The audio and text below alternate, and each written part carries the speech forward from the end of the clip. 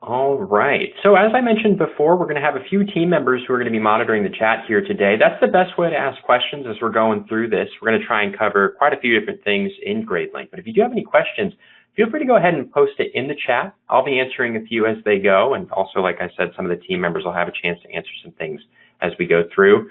Towards the end of the presentation, I'll also be sure to share some contact information in case you want to reach out to me directly afterwards. Either way, I'd be happy to help you out that way. Without further adu, let's dive into it. We've got about an hour here to cover quite a bit of material, so we want to dive in as much as we can into covering as much as possible. Today, we're mostly going to be focusing on the administrator login within Gradelink, so that's going to be our primary focus, although we're going to take a little bit of an opportunity to see a little bit about what some other users will see as well, like teachers, parents, students, and so on. So as you can see here, I'm logged in as an administrator in Gradelink. I've got a few different buttons that show up on the left-hand side. These buttons oftentimes will pretty accurately display exactly what to expect out of a certain thing. So for example, we land on the communicate section by default. Now when we see this particular page, this is our Gradelink news page. It's a place where we're going to be updating you on exactly what's going on at Gradelink, whether it's new updates or a free webinar that we're offering right now. You can go ahead and see what's going on with us. Of course, this is also an excellent chance for you to go ahead and share information with your families and your staff at your school. You can see here at the top of the page, I've got a few different buttons that I can click on. Similar to Gradelink News, we do have school news and teacher pages. These are newsletters that exist within the system. It's a great opportunity to be able to go ahead and create updates and post different things that are happening around the school. This is something that the administrative staff can control, and you really don't need to be an expert when it comes to crafting a website or knowing how to make things look great or any of that coding. I have no idea how to code personally, but this is easy enough that you can go ahead and update it almost like a Word document. You can come in here, post updates, post resources, hyperlinks, and even pictures and other things like that you can go ahead and provide to your parents and even your staff when they log in. It's a great source of doing this. You can also share it outside of the system, either as a saved PDF file, or you can see in the top right, there's a share button where I can actually provide links in emails or directly onto my website if I'd like to do that. And we don't want to leave teachers out of that. We do have teacher pages, basically the same exact idea as school news, just monitored by the teachers, as you might guess. A little bit more privatized, so you have to be working with that teacher in some capacity to see their pages. But again, a great resource for being able to provide exactly updates as to what's going on in the classroom, whether that's overall with that teacher or for a specific subject. As you can see on the left-hand side, I have both general announcement pages, as well as things like language arts, mathematics, and so on. Now, these are great options for conveying information to your families, of course, but if you want to take it a step further, we do have direct methods of communication. Smart Send Pro, for example, is going to go ahead and allow you to reach out to people a little bit more directly. You can see here, for example, that we default to email. Now, if you've used email before, and I trust that a lot of you probably have, this is going to feel very familiar. You can go ahead and create custom signatures for yourself. You can go ahead and save things as drafts if you want to come back to it later on, add attachments, all those kind of things. But Gradelink does differentiate itself a little bit by giving you the ability to go ahead and schedule out your emails ahead of time and create powerful custom groups to reach out to people efficiently. The scheduler is exactly what it sounds like. If you want to write up an email today, but send it out in a couple of weeks, a couple of months, even a couple of years, if you're really on top of things, you could send it out in 2025. Better to be prepared. You can go ahead and select a future date and time and get this email written up today, but have it sent out later so you don't need to forget about it. You can also go ahead and use custom groups. Certain groups exist right out the box for Gradelink. You can go ahead and reach out to all of your parents, all of your students, and so on and so forth. Right? But if you want to make your own custom group, something really specific, like let's say every single Girl Scout who has an allergy to bees, I don't know why you would want that, but if you did, you could go ahead and very easily make a custom group of it. Right? These groups are unique to the user, so different teachers and administrators can have their own custom groups that they return to that they can easily organize on their own, separate from everyone else. Now, email's great. We have the ability, of course, to utilize email as a way of communicating with people, but if you want to take it a step further, we have text and voice messaging as well. All those neat features that we were talking about before, as far as the custom groups and the scheduling, both exist here for text and voice messaging as well. But keep in mind that this is an administrator-only feature, and it is a premium service. So there is an additional cost here if you want to opt into it. But of course, it's great for mass communication. It's great for a few other things. There's a question here about monitoring who is reading the emails. It does send you an email receipt to show you who it was delivered to, who it failed to deliver to, those sorts of things. It doesn't necessarily give you read receipts or click-throughs or things like that. This is a good question, though. So again, you can utilize this text and voice messaging from an administrator-focused method of communication. So again, like I said, teachers won't necessarily be able to utilize this, but you are going to still have the major tools like the scheduling and the custom group creator to reach out more directly to people. Okay. All right, so that largely covers the communication section of the system. We're going to go ahead and migrate down here. So we're actually going to focus largely for the first half of this presentation on more administrative back-end oriented features, organization of data for things like student data management, financial information, and online enrollment tools. And from there, in the latter half of the presentation, we're going to focus more on academic tools like grading, attendance, and report cards. That kind of gives you an idea of where we're going to be headed there. We're going to go right down here into the student section. It's exactly what it sounds like. We have the ability to create student accounts through here and monitor all sorts of different types of data. So if anybody is really excited about student data management, you definitely want to tune in at this point. Now, there are a lot of you out there. This is where we're going to get a chance to cover everything from student demographic data like birthday, gender, and ethnicity, all the way to emergency contacts, medical information, and even other things like counseling or behavioral information. You can see out here on this particular page, we get a quick view of just everything that's going on with the student, kind of at a bird's eye view, or a holistic sense, right? So we've got everything from the student's photo, and right below that, the classes that they're taking and their current grades in those classes. There's a section in the middle here for emergency contacts, whether that's mom and dad, or if it's Uncle Jack, who's authorized for pickup. And up here, we have custom tags that we can go ahead and program into the system, which not only are going to allow us to run reports on these tags, but also tie back into that communication section that we saw before, where you can go ahead and put those custom email, text, or voice messaging groups together. Now, I don't want to spend too much time going into every single sub-tab at the top of the page. Many of them are very self-explanatory in terms of the information that it's tracking, right? Contacts will be any contact related to the student, both their relationship to the student and any permissions that they have, like if they're an emergency contact or if they're authorized for pickup.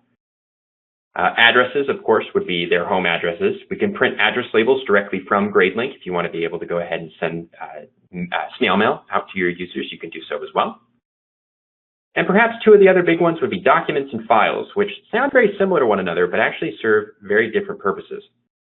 Documents, for example, is a lot of miscellaneous information that doesn't necessarily have a place in the main demographics page, but it's still information that we might want to keep track of.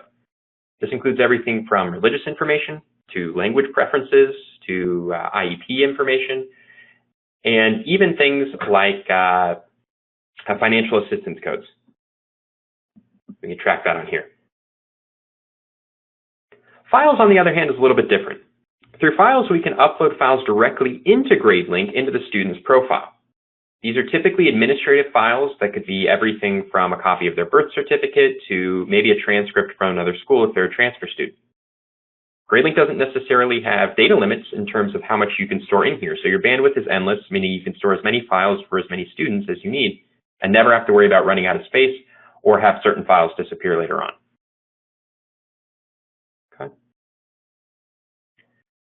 Now, kind of navigating away from some of this more generic information, we're going to take a look at some of these bigger tabs at the top. Gradelink does have what's called a counseling section, which is actually more like behavioral incidents that have occurred. Both administration and teachers can go ahead and log a specific incident that's occurred, whether it's in the classroom or on the playground or elsewhere. And you can see here it's a chance to program in specifically what happened with that student.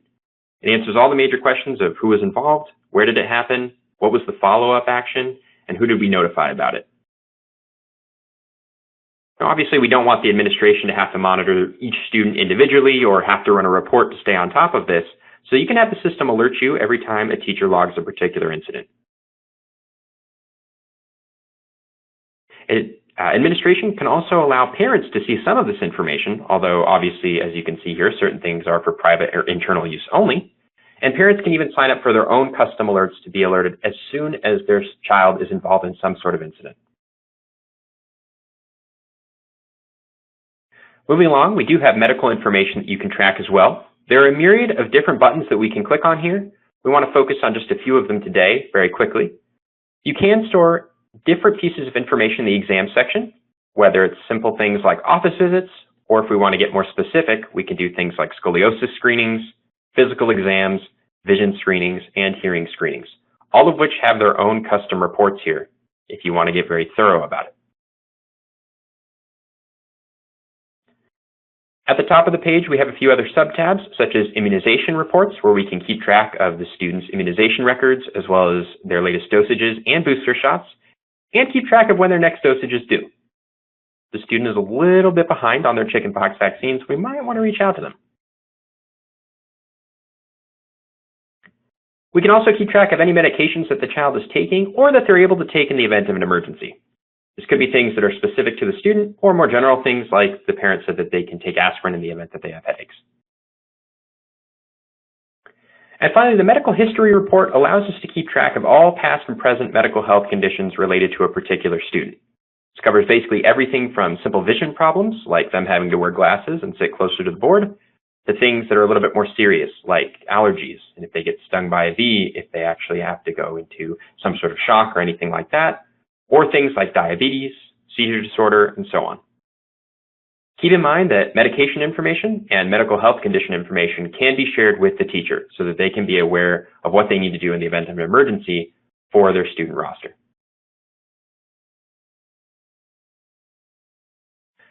The last big button that we want to talk about at the top here is the prospect section, largely because this will help us transition into the full enrollment and application process within Gradelink. The prospective student section is exactly what it sounds like. It's an opportunity for you to be able to keep track of families who are interested in attending your school. They might not necessarily be ready to apply yet, but we want to nurse them along until they get to that point. You can see here, if I click on a student entry on the left-hand side, it pops up with information on the right-hand side that I can use to either manage the workflow of follow-up actions or see the information that the family filled out online. In the bottom right corner of the screen, there's a prospective students form. This is something that would go directly on your website that a parent can fill out if they're interested in learning more about your organization. They'll fill out simple information such as their contact info, their child's grade and date of birth, and how they heard about you. Not only does this information log immediately in the left-hand side, but it'll also go ahead and notify you and any other administration that want to be able to keep on top of these prospective students. Above that, we also have a workflow section. These tools are kind of reminiscent of mini CRM tools, similar to what salespeople would use to track leads. So you can see here, there's a section for notes, different tags that you can go ahead and attribute to different cases, and below that, things like follow-up dates and actions.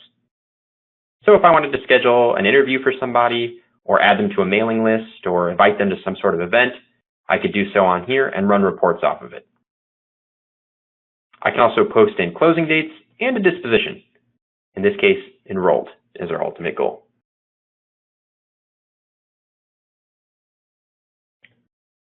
Now, if our goal is to get them to enroll in the system, we want to make use of Gradelink's Enroll Me feature. Gradelink's Enroll Me feature is a premium service that we offer that allows you to manage online applications, both for your first-time applicants who might go through your front-facing website, and for re-enrolling families who will log into the Gradelink parent portal and resubmit their information. Now, if I'm a returning family, I can go ahead and just update my information. Year after year, I won't have to necessarily input my students' information over and over again. Gradelink retains that data and just allows families to update them and any other crucial information year after year during the re-enrollment process. For first-time applicants, they'll go through your website and fill out any forms that you would ask them to normally fill out either via paper or some other method, now directly through Gradelink. These forms are completely customizable, and we'll do our best to absolutely replicate whatever forms you currently ask your families to fill out. You can see here, obviously, some basic information can be kept track of, but if you also have things like waivers that you need them to sign, attachments that you need them to download, or vice versa, even attachments or files that you need them to provide to you as a part of the application process, we can go ahead and tie that in. Gradelink also supports online payments. So if at the end of the application you want them to pay some sort of fee, you can go ahead and tie that in as well. Now, similarly to the prospective student section, there is a simple workflow tab here. Gradelink can alert you if you have a brand new applicant. And Gradelink starts tracking enrollment information as soon as the application is started, not necessarily when it's submitted, meaning that you'll never actually lose a lead. Let's say a first-time applicant goes onto your website and starts filling out the application. They get halfway through, they decide they have to take a break, they're going to come back to it later. You don't have to wait for them to come back later and fill out that information. The half of the info that they already filled out on your website will automatically log on the left-hand side. And you can even have the system alert you that you have a brand new person who started their application. You can see here, there are a variety of different form statuses that you can make use of within Enrollment. You can technically be notified for any of these, not necessarily just when an application is started, but also when it's submitted, or when somebody on your team marks it pending approval, marks it that it's in process, or marks that it's been approved or not approved. But perhaps more importantly, Gradelink actually allows you to go ahead and write up email templates that can be associated with these statuses as well, that will automatically be sent out to the applicant when their form status changes. For example, let's say I'm looking over somebody's application. It looks pretty good, but they forgot to include a copy of their driver's license and they haven't paid their registration fee yet. I might mark them pending approval. They're pending based on the fact that they need to send in a couple more things.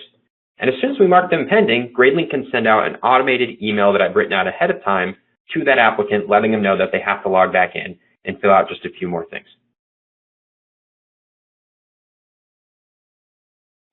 Enrollment can also do contracts online as well, basically meaning that it can go ahead and take this information that the families fill out directly online and put it into a printable file that you can go ahead and have them sign in person, or just something that you can print out to store it yourself. Once I'm ready, I can go ahead and approve an application, which marks it as pending import, as you can see on the left-hand side. What this basically means is that Gradelink is ready to take the data that the family filled out directly online and move it into that student's profile that we just viewed a few minutes ago. It's as easy as clicking Batch Import at the top of the page, selecting your different students, and clicking Run Import.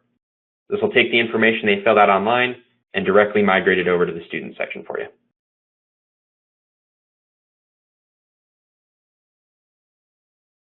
Now, I did mention before that as a part of the online enrollment application, we can go ahead and actually have people submit payments directly online.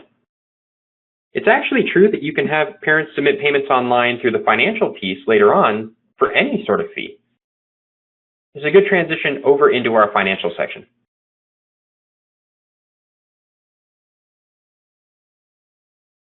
Now, to preempt this portion of the webinar, it's important to talk about the extent of what Gradelink's financial piece can do. It's primarily an accounts receivables program, meaning it allows you to keep track of different charges and fees and transactions related to a specific student or family. Traditionally speaking, most schools are going to want to keep track of basic things like tuition, registration, lunch fees, and so on. But you can go ahead and utilize Gradelink to actually keep track of any and all transaction type within the system.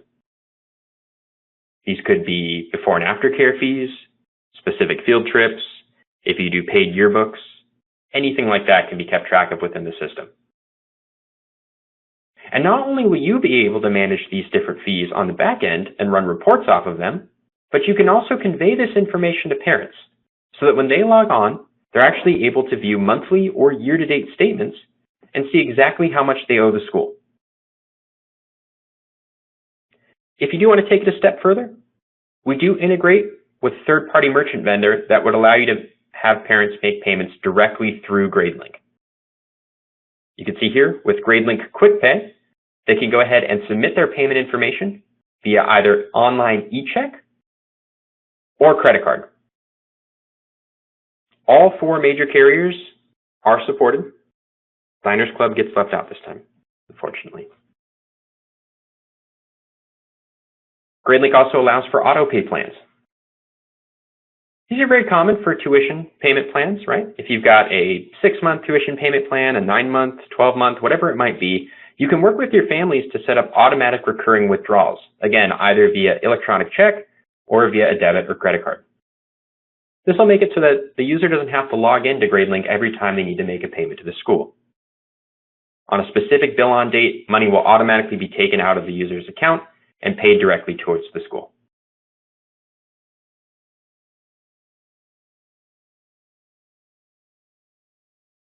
Other than that, the financial piece is largely about running different reports, whether it's account balances and statement summaries, or aging reports to see who hasn't paid you in a certain amount of time, or other reports such as that. Recently, Gradelink also partnered up with Fax Tuition Management to form an integration that will allow users on the parent side to click a button to log into their Fax account. So if you are using Fax, you can continue to integrate that with Gradelink and utilize both that and Gradelink services.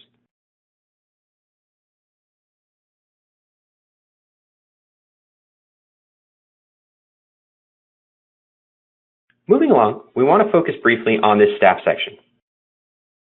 It's important to see what we can keep track of as far as staff users are concerned within Gradelink.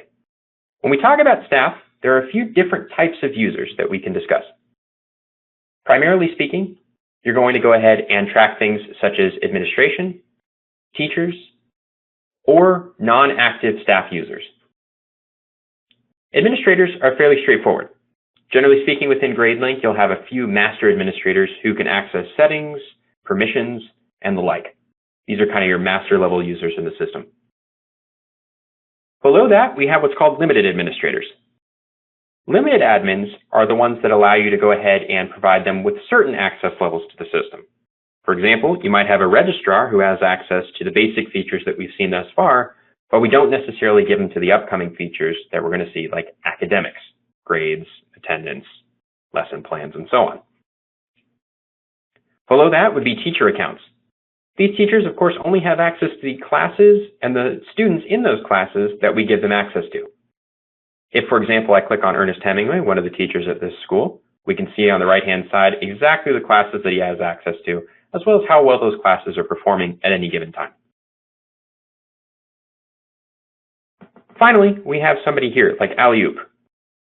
She's a no-access type user, meaning that she can't log into Gradelink, but we still want to keep track of her information.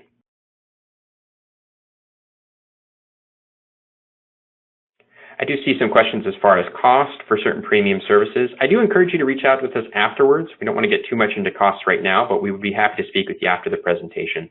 Like I said, I'll be providing some contact information once we're done. All right. So at this point, we're going to go ahead and shift gears a little bit here and talk more about some of the academic features within Gradelink. First and foremost, we have to discuss terms and classes.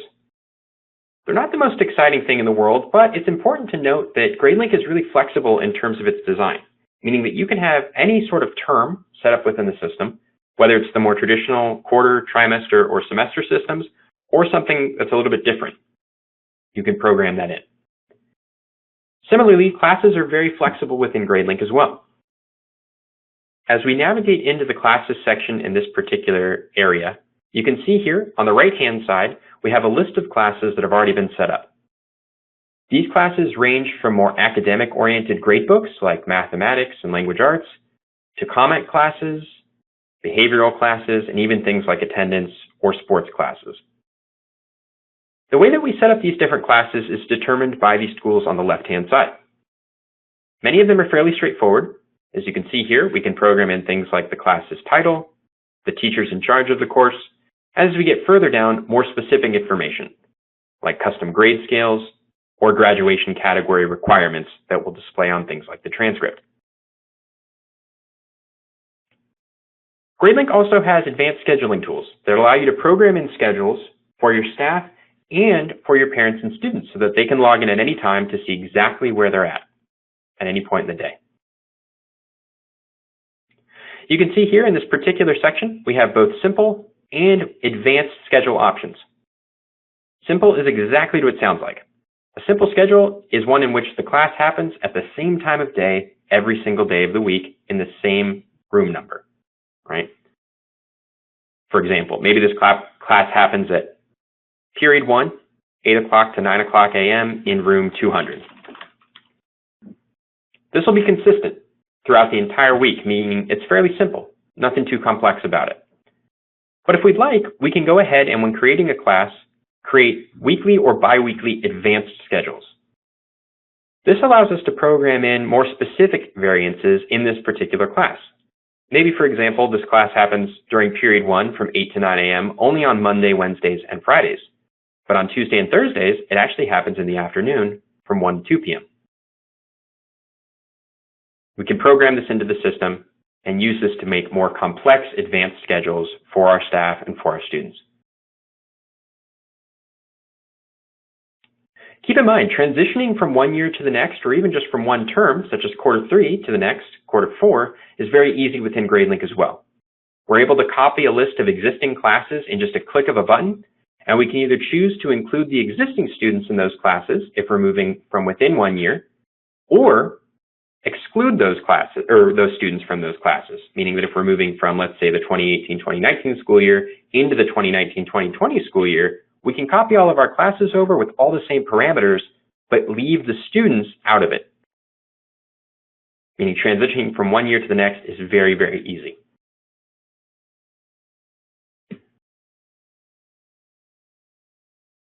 Now, once the classes are set up, that's where the teacher starts taking over.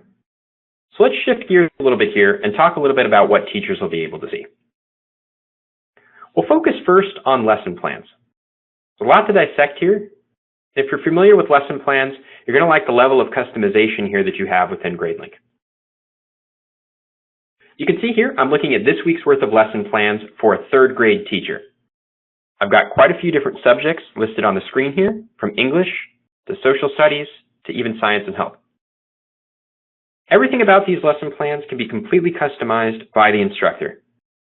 You can see, for example, that on Monday, Wednesday, and Friday, I've opted to start my day by teaching English and migrating into social studies, whereas on Tuesdays and Thursdays, I've opted to start with mathematics and transition into science and health. Even simple things, like the color of the lesson plans, can be completely customized by the instructor, meaning that if I wanted to change English to the color pink and mathematics to the color teal, I could change that. But probably most importantly, when I click on a lesson plan, it will load in with the contents of that particular lesson. For example, where it says lesson, objectives, materials, and so on. These are actually represented via different tabs for each lesson when I click on one. These tabs are completely customizable by each and every instructor, meaning that even within the same school's database, one teacher's lesson plans might look different from another's. If, for example, I didn't feel like I was going to use this materials tab too much, I could remove it entirely and add in a brand new tab, such as one called Notes. Via the lesson plan section, I'm also able to tie in standards, assignments, and attachments directly within Gradelink. This allows me to take my lessons all the way to the assignments phase, tie it into the grade sheet, and add grades to it, which will eventually populate onto the report card, allowing me to take it from lesson all the way to the finalized report, cradle to grave.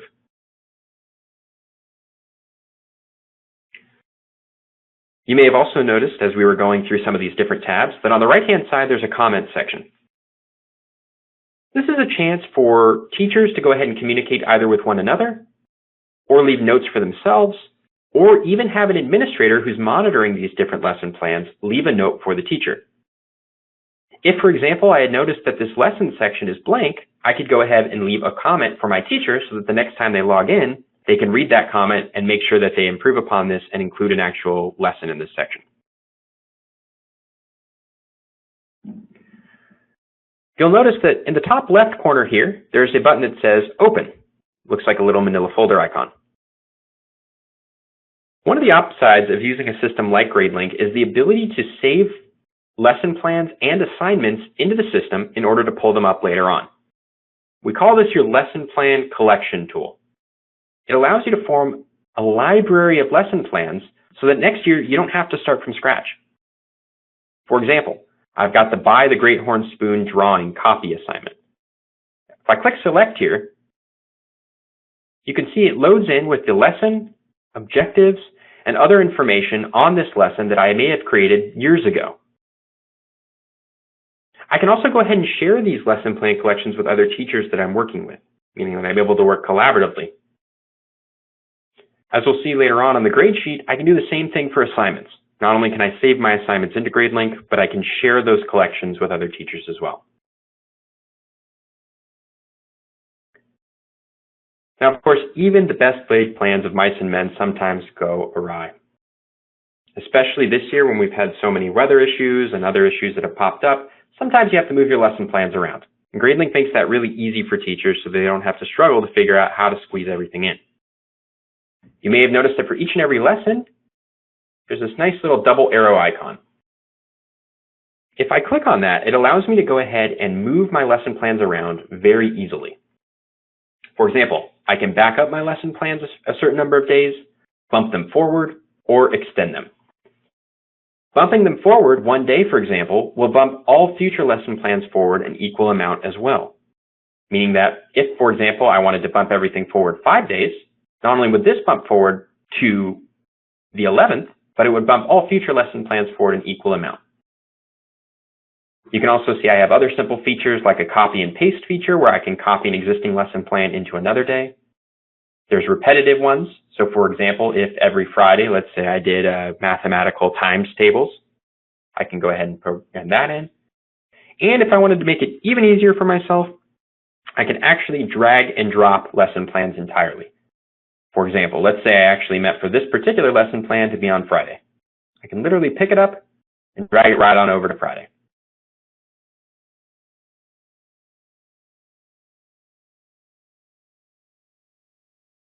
You can view lesson plans in a number of different ways by switching through different views in the top left from month, week, day, and list views, each of which can provide different amounts of information depending on what the teacher's preferences are. You can see here, for example, that when we switch to the month view, all we're displaying is the given lesson on any given day, versus the week view where we show far more information, such as objectives, materials, and assignments. Lesson plans are also able to be printed out or saved as PDF files if you don't have constant access to Gradelink on any given day.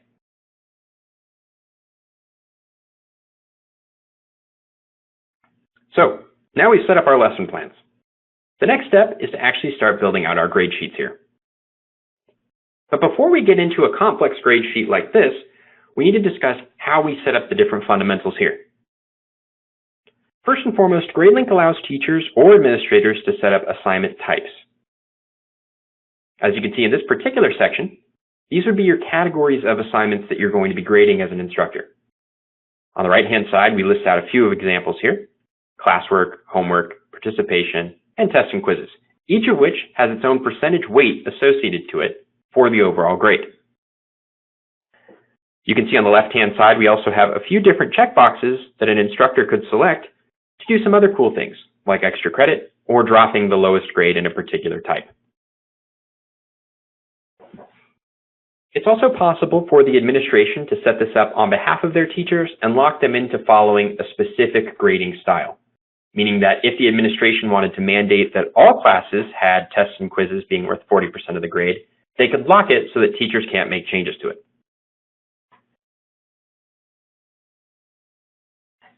Now, once these assignment types are created, we can start crafting different assignments. Again, pretty easy here.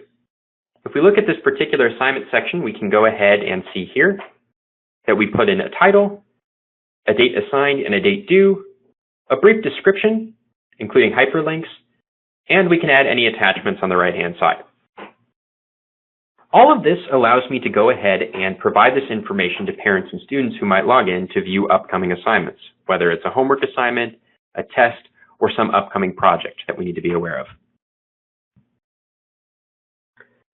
As we get further towards the bottom of the page here, we can go ahead and see that there's further information. For example, I can customize my grading style, whether I want to grade based off percentage, letter grade, or out of a certain amount of points. Gradelink also supports standard-based grading. We have a number of different standard sets already loaded into the system, including Common Core and a number of state standards as well. It's as simple as just selecting the standards that you're interested in adding to this assignment and they'll automatically be graded when this assignment is graded. Thus far, we've largely been talking about academic classes that are graded numerically, based off percentages and point values. It's also possible to use Gradelink with what's called custom classes. These would be classes for lower grade levels where you might not necessarily be grading assignments for them. You're just measuring certain objectives from time to time. Gradelink does offer these custom classes as well, where instead of creating these different assignments and grading them throughout the course of the term, you'll just come in from time to time and update their progress on certain objectives. Easiest example of this is to think of like a pre-kindergarten student, where one of the objectives might be to master the ABCs. We don't necessarily give a weekly test on whether or not they can do the ABCs and score them out of 50 points, but we might just say that they're making progress or that they've mastered it, and we might want that to be reflected on something like a progress report or report card. Gradelink is able to do that.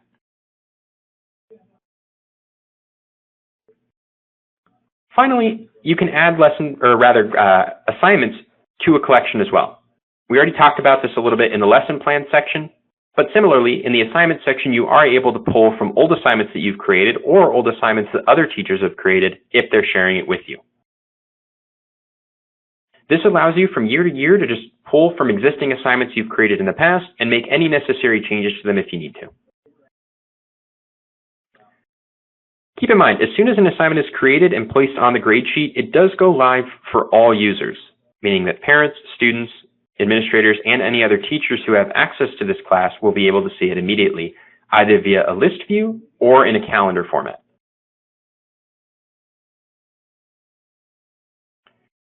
If we navigate over to the Gradebook section, it's fairly straightforward here. If you've used an online gradebook before, this is going to feel very similar. And if you haven't, it's very easy to make use of. When I want to grade an assignment, I can click the grade button at the top of the page. This will take me to a section that has 3 distinct interactable columns. The first being the score section, where I can put in the total number of points, or a percentage score, or flat letter grade to denote how well the student did on any given assignment. Let's say this assignment was relatively easy, and though it's out of 40 points, everyone did fairly well. Almost everybody got a 40. If I type 40 into the top value and click this triple blue arrow icon, it will automatically apply the 40 points to everybody. You can make any necessary changes from there. The second column is the grade code. These are alternative grade codes. So things like M for missing, AB for absent, and EX for excused. If we click the grade code button at the top here, we can actually see exactly what these denote, as well as what their impact on the overall student grade is. You'll notice here, for example, that the school has opted to say that a missing assignment is worth 0, and an incomplete similarly is also worth 0, whereas excused and absent assignments are excluded from the overall grade average. This is completely customized by the school, not by Gradelink. So it's a school-wide setting that the administration can go ahead and apply anytime themselves. Finally, I can go ahead and leave comments for my students so that when parents or students log into the system, they're able to read anything that I'd like to share with them on an assignment-by-assignment basis. For example here, I can say, excellent work, automatically drop it down to everybody. If there are comments I find myself using more often than others, I can go ahead and put them in my drop-down menu here. I can manage this by clicking the Manage Comments button in the bottom left, which will allow me to program in comments that I use on a regular enough basis that I don't want to have to necessarily type them all the time.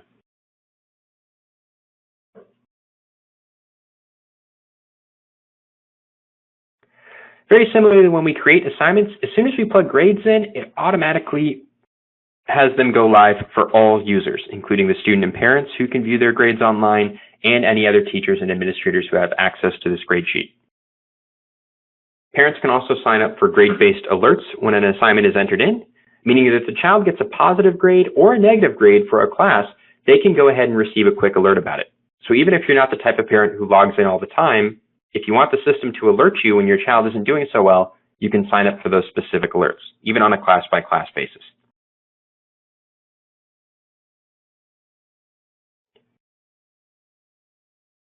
Now, before we talk about how we get this finalized class grade onto things like progress reports, report cards, and transcripts, we do want to take a brief moment to talk a little bit about the attendance sheet.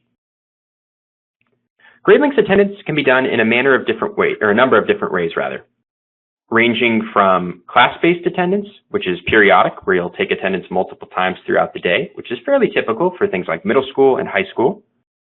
Or you can do a once daily attendance class, common for things like homerooms, or for your lower grade levels where they're largely sticking with the same staff member in the same location throughout the course of the day. You'll notice here that in this particular school attendance sheet section, I've got the student names on the left and different attendance values at the top of the page, starting with obvious things like present and absent, and scrolling through other options such as inclement weather, extended care, and lunch options. It's important to talk about attendance having two separate values. Some of them are more attendance oriented, as you'll see on here. So present, absent, and tardy, for example. And some of them are actually what we refer to as billing values, such as extended care and my lunch options here.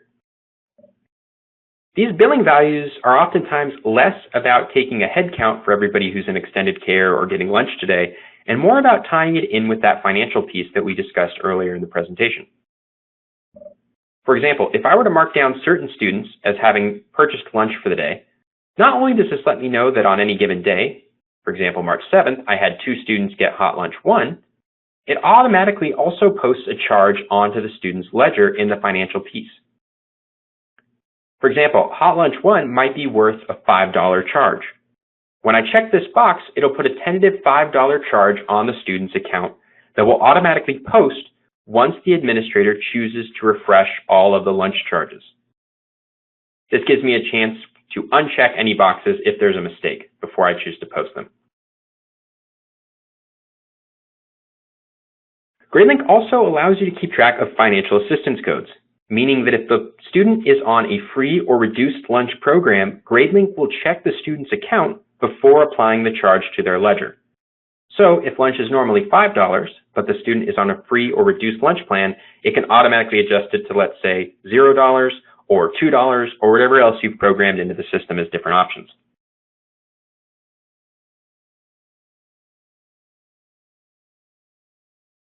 As far as attendance values are concerned, you can customize not only the attendance options that you see at the top of the page, but also how they interact with one another.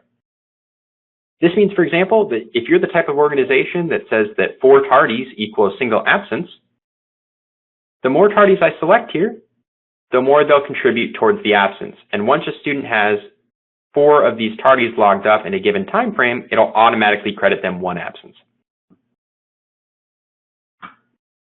Similarly to the grade-based alerts that we discussed before that allow parents to be able to receive alerts every time a low or high grade is entered in a classroom, parents can also sign up for alerts on attendance.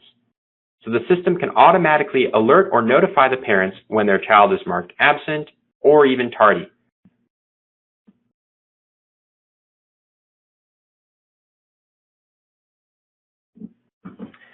Now with the remaining time, let's talk a little bit about custom reporting. Gradelink has different attendance and academic reports that can normally be accessed via the administrator or teacher report section. This particular interface doesn't necessarily cover every single report that Gradelink is able to run, but it does primarily give you a good idea of how many academic-based reports are possible, and this is also the central hub of where you'll be able to access things like progress reports, report cards, and other important reports such as GPA and scores, and attendance options. There are even some miscellaneous reports that can be accessed in this particular section as well, such as a family directory, service hours, transcripts, student and address labels, and even things like an Apple School Manager export.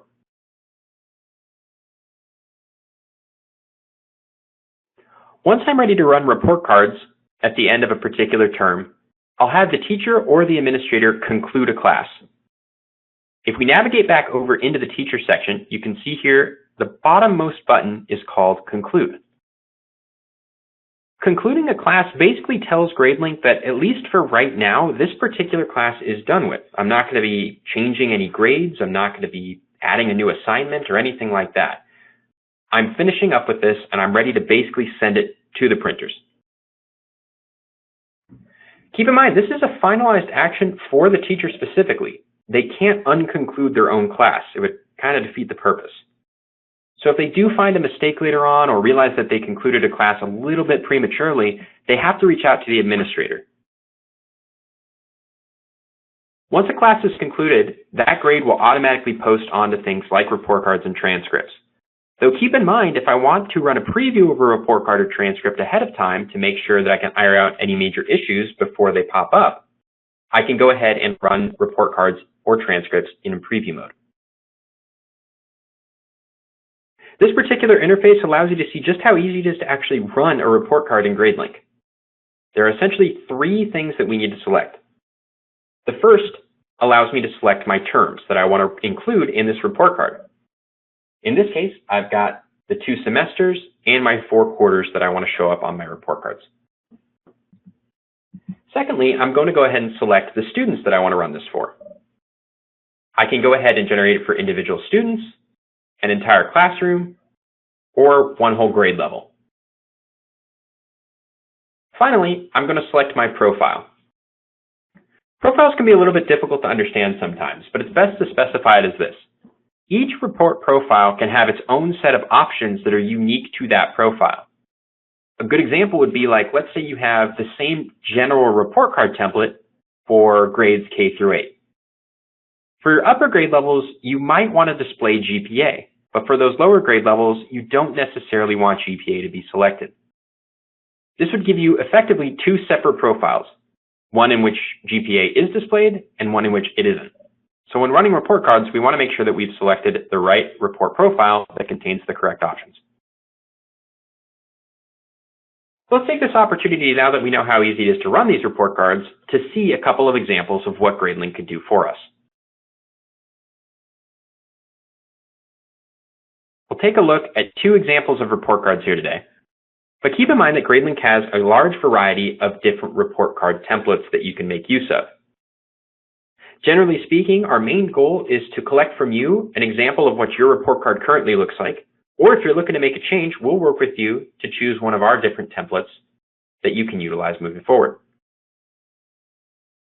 Keep in mind that you're not limited to a single type of report card within Gradelink, meaning if you need 2 report cards or even 3 that look wildly different from one another for your different grade levels, we'd be happy to work with you to make sure that we can accommodate. This would be what's called the multi-term report card, which is a single sheet report card that's fairly typical for middle schools and upper schools.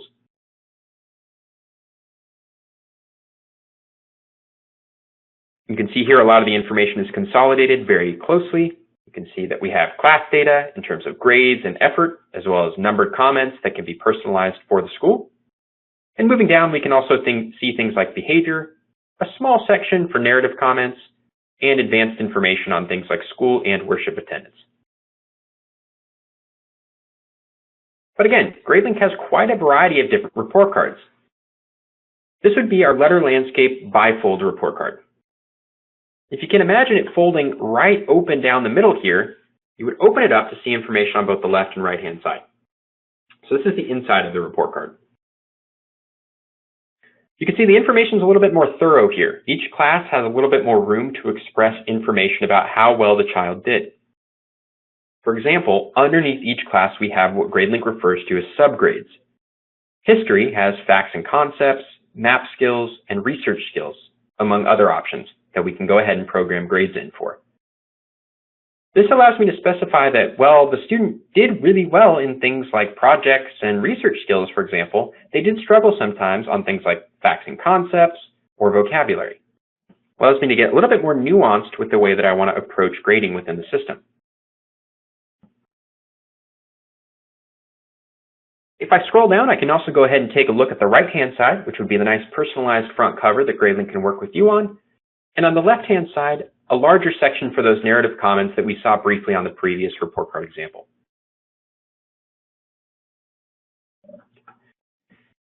Now, it's important to keep in mind that in terms of conveying report cards to parents, there are a few different options that we can utilize. We've already talked about thus far the ability to go ahead and generate address labels, so if you want to print your report cards out and snail mail them, you can definitely do so. Of course, as you'll notice on here, you can also save these report cards as PDF files, meaning that you can download them into your computer and convey them in other methods if you'd like to. But by far the easiest method of conveying a report card to a parent through Gradelink is by publishing it directly online. When running a report card, you can click a button that will automatically publish a copy of this report card onto the parent's portal, meaning that the next time that they log in to see how well their students are doing, they can go ahead and click a button that will allow them to download a report card onto their device, whether it's a laptop, tablet, or smartphone. Not only is it easy for them to download with the click of a button, but you as the end user administrator will also get the ability to run a report that will show you which parents have seen it and which parents have not yet opened it. It's kind of like a signature, but online, a digital signature.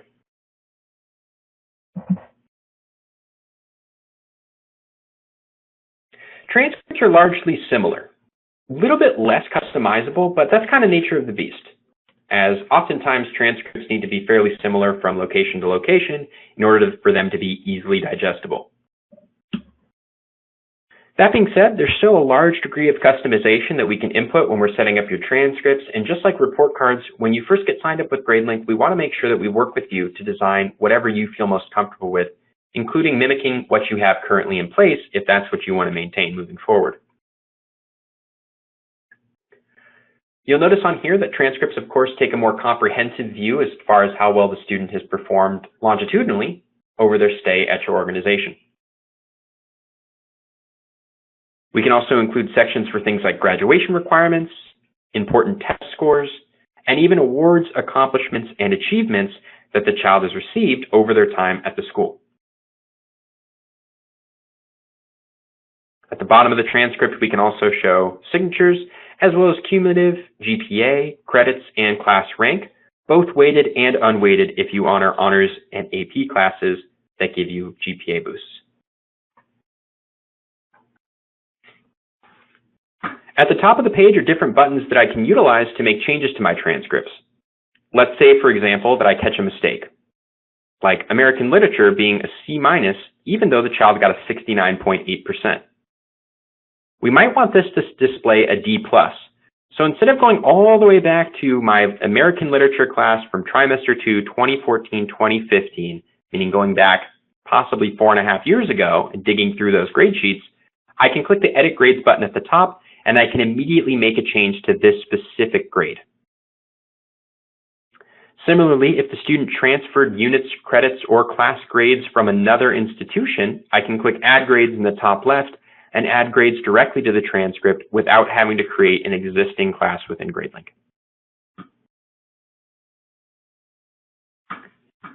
Similarly to report cards, transcripts can be printed out, saved as PDF files, or shared directly with parents and students online in the form of an unofficial copy. This unofficial transcript does not look nearly as nice as this official copy. It lacks namely the pomp and circumstance that exists here. But if you can imagine just kind of copying and pasting all of this data into maybe like an email and sending it over, that's more or less what it looks like. So it can't be used in a professional manner, but of course it does share with them a good idea of how well their child has performed over the course of the entire stay, and especially for high school students who are applying to colleges, is a useful tool.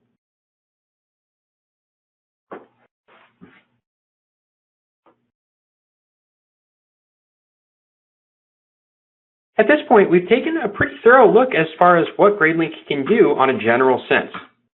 That being said, we haven't had an opportunity over this last hour or so to cover just about everything that Gradelink has to offer. We have left out a few things here and there. So if you are interested in reaching out to Gradelink to learn a little bit more about some of the features that we can offer, if you have specific questions that maybe weren't answered today, or if you're interested in getting price quotes, we'd be more than happy to discuss with you. We want to thank you guys again for sitting down with us and seeing how you can utilize Gradelink to hopefully improve your school. Hopefully we're able to answer a number of your questions, and if anything else does pop up, please feel free to reach out to us. Thank you guys. Take care.